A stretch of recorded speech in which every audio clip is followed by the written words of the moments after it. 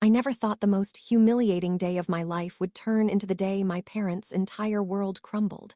But looking back at my empty family table at my wedding, I realized that some people will set their own house on fire just to watch you choke on the smoke. My own mother and father decided to boycott the biggest day of my life because they wanted to teach me humility for daring to marry a man they couldn't control. But they didn't realize that my husband had been holding on to a secret that would ensure they never had the right to lecture anyone on morality ever again. Was I wrong for letting him expose them in front of everyone we know? Or would you have let them keep their masks on while they tried to ruin your reputation? I really need to know if I crossed a line, or if this was the justice I deserved after 25 years of being their personal punching bag. Let's go back to the beginning so you can understand the kind of people we are dealing with here. My parents, Susan and Richard, are the pillars of their community, or at least, that's the image they've spent 30 years and a small fortune cultivating. My dad is a high-ranking executive at a regional bank, and my mom is the perpetual head of every charity gala and neighborhood watch committee in our suburban bubble. Growing up, my life wasn't measured by my happiness, but by how much my achievements could be used as social currency for them. If I got an A, it was because of their superior DNA. If I got a B, it was a personal insult to their legacy. By the time I met Mark, I was already exhausted from a lifetime of trying to fit into the narrow, polished mold they had carved out for me. Mark is everything they hate. He's a self-made mechanic who owns his own shop. He wears flannels instead of tailored suits. And most importantly, he doesn't care about the social hierarchy of our town. When I brought him home for the first time, my mother didn't even offer him water. She just stared at his calloused hands like they were covered in something contagious. Over the 2 years we dated, the tension only grew. My parents constantly made helpful suggestions about how I could find someone more aligned with our values, which was just code for someone wealthy they could influence. When Mark proposed, he didn't ask my father for permission, which in my house is basically an act of war.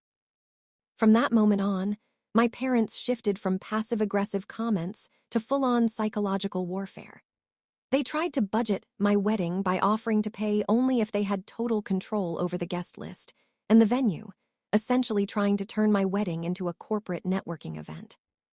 When I told them Mark and I were paying for it ourselves so we could have the intimate, rustic ceremony we actually wanted, my mother literally told me that I was suffering from a delusion of independence and that I needed to be humbled.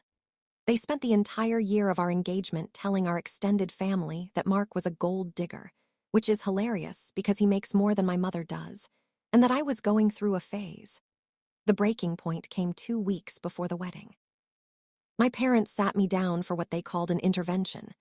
They told me that if I went through with this wedding, they wouldn't attend. They said they wouldn't support a union that was built on rebellion, and that by staying away, they were teaching me a valuable lesson about the weight of my choices. They actually thought that by threatening to skip the wedding, I would break down, call off the ceremony, and crawl back to them. They wanted me to choose their approval over my own happiness. I cried for 3 days straight, but Mark held me and told me that a family that uses their presence as a weapon isn't a family worth weaponizing. We sent out a final confirmation to the vendors, and I stopped answering my parents' calls. They didn't show up to the rehearsal dinner. They didn't show up to the morning prep. As I stood in my dress, looking at the empty front row seats reserved for the parents of the bride, I felt a hole in my chest that I didn't think could ever be filled. My bridesmaids were furious, and the whispers among the guests were deafening. Everyone was asking where Susan and Richard were, and my parents had already started texting people in the audience, claiming they were heartbrokenly staying away because I had become unrecognizable and disrespectful.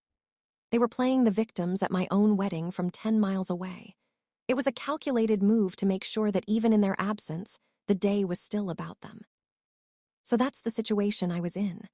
I was standing there ready to say, I do, while my own parents were actively sabotaging my reputation via text message to my own guests, all to teach me humility for wanting a life of my own.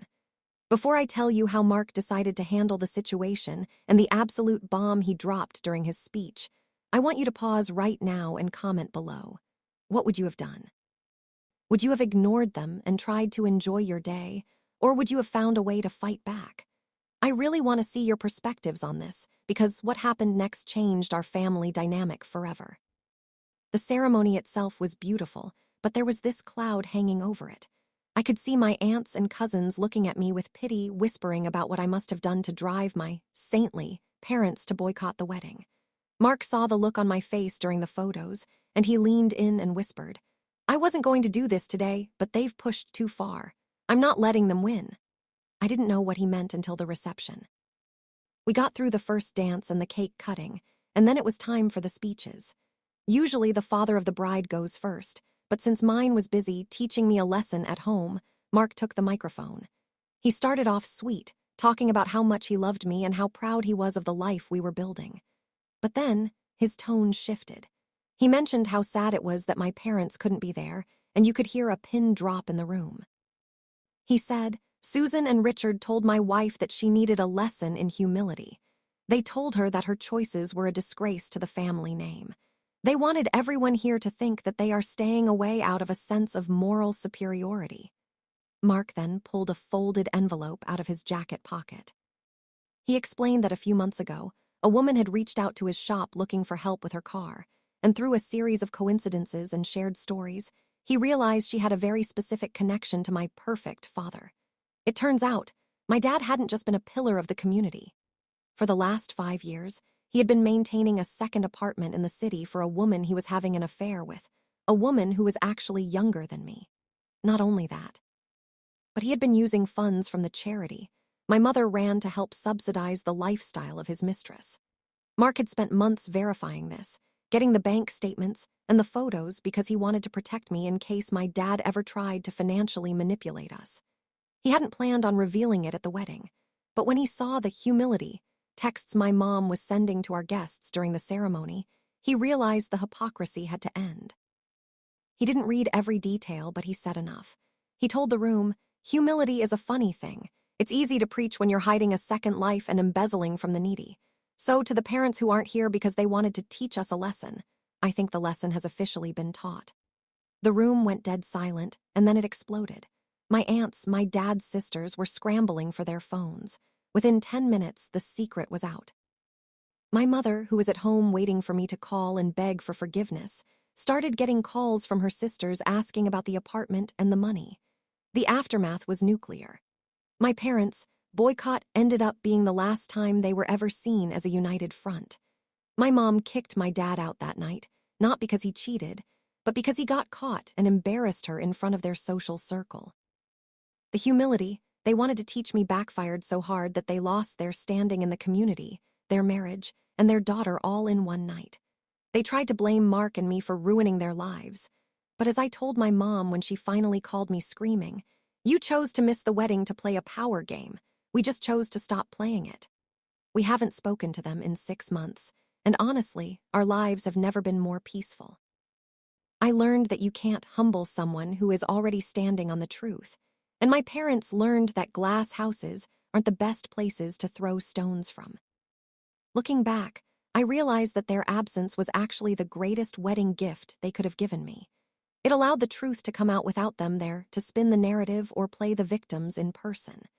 It's strange how the people who scream the loudest about values and respect are often the ones with the most to hide. My husband showed me that protecting your partner means more than just being there. It means standing up for their dignity even when it's messy. If you think I was right to let the truth come out on my wedding day, or if you think we should have kept the peace for the sake of the event, let me know.